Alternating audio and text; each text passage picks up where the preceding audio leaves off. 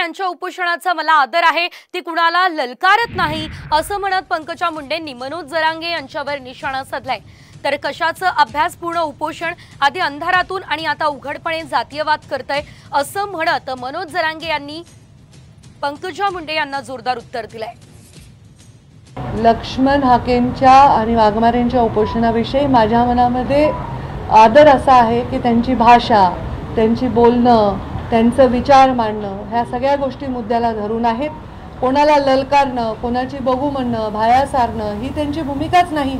त्यामुळे माझा फोकस आता त्यांच्या सालच उपोषणाकडे आहे आणि मी त्यांच्या बाजूनी ह्याच्यामुळे विचार करते की त्यांचे जे मुद्दे आहेत ते मुद्दे जर खरे असतील तरच त्यांच्या बाजूनी राहील ना, हा विषय क्लिअरच होईल ना।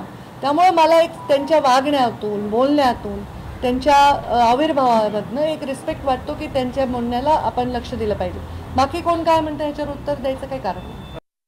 आणि मला म्हणतात जातीवादी, उपोषण सुरू असताना उपोषण बसवतात दंगली घडून आणण्यासाठी आणि अभ्यासपूर्ण आंदोलनानं संविधानाच्या पावलावर चाललेलं आंदोलन भाषा शिकवायला निघाली 1.5 दिवसात आणि स्वतःला जातीवादी नाही म्हणायचं आणि जातीवाद तयार करायचा। पहिल्यांदा अंधारातून केला, आता ओपन करायला लागली आणि मराठीचे लोक त्यांच्या मागे पळत आहेत। निर्णायक मतदान काय निर्णायक मतदान रे?